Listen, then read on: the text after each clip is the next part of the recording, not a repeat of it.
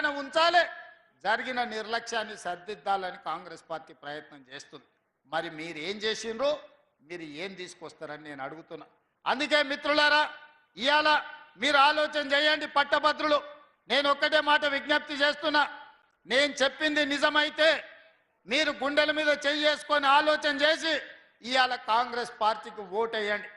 నేను చెప్పింది అబద్ధమైతే, మీ మనసుకు అది అబద్ధం అని తోస్తే మీరు ఎవరికి వేసుకున్నా మాకు అభ్యంతరం లేదు, మీ ఇష్టం.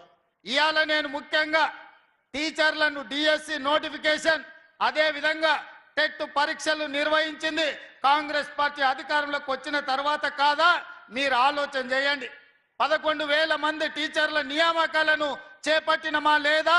ఒకవేళ మేము టెట్ పరీక్షలు నిర్వహించి డిఎస్సి పరీక్షలు నిర్వహించి 60 రోజుల్లోనే 11,000 మంది టీచర్ల నియామకాలు మేము చేపట్టుంటే మీరందరూ మా కాంగ్రెస్ కు నరేందర్ రెడ్డికి ఓటు ఇవ్వండి.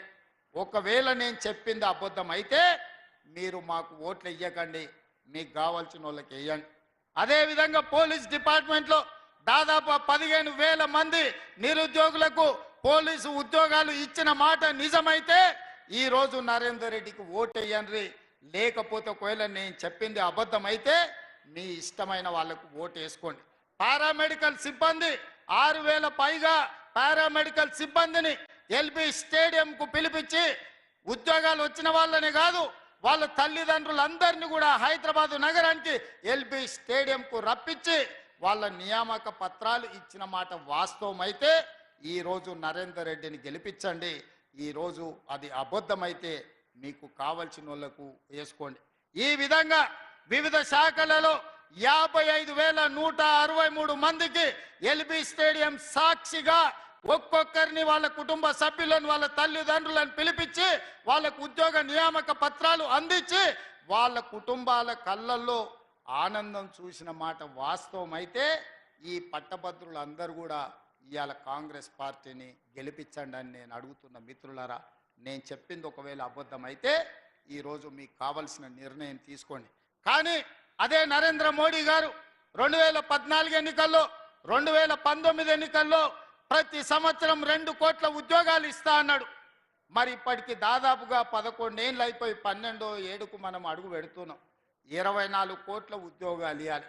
ఏ లెక్కనైనా నరేంద్ర మోడీ గారు తెలంగాణ రాష్ట్రానికి దాదాపుగా 1 కోటి ఉద్యోగాలు బకాయి బాకీ వడ్డాడు.